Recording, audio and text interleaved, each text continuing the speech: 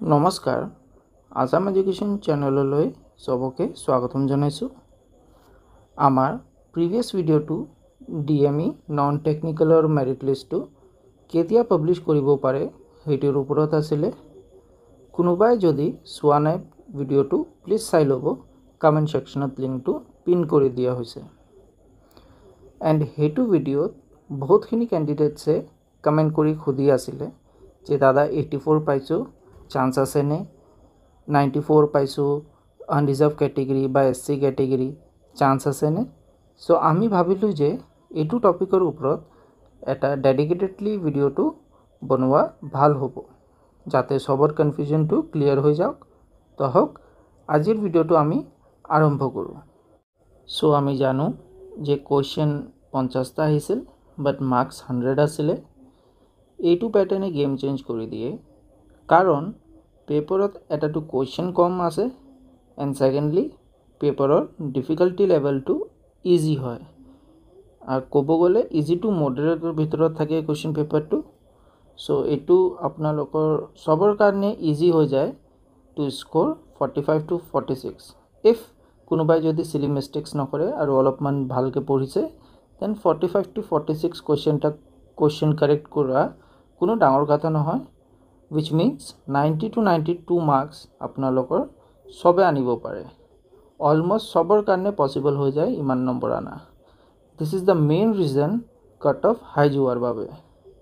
So আপোনালোকে চাব পাৰিছে যে কাট অফটো এইটো আমাৰ ফালৰ পৰা এক্সপেক্টেড কাট অফ হয়, ঠিক আছে। তো আপোনালোকে চাব পাৰিছে স্ক্ৰীনত এতিয়া কাট অফটো।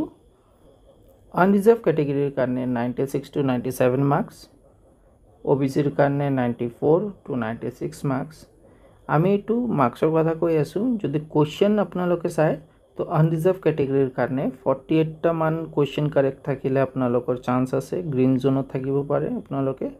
OBCৰ কাৰণে 47টা কুৱেশ্যন, SCৰ কাৰণে 92 to 93 মাৰ্কছ, which means 46টা কুৱেশ্যন কাৰেক্ট হ'ব লাগিব। STৰ কাৰণে আপোনালোকৰ 90 to 91, এইটো ST প্লেনৰ কথা কৈ আছোঁ। আৰু যদি কুৱেশ্যন চাই 45টা কাৰেক্ট হ'লে ভাল আছে। এণ্ড ST হিলছৰ কাৰণে 88 to 89, which means 44টা যদি কুৱেশ্যন কাৰেক্ট আছে দেন আপোনালোকে অলপ গ্ৰীণ জোনত আছে।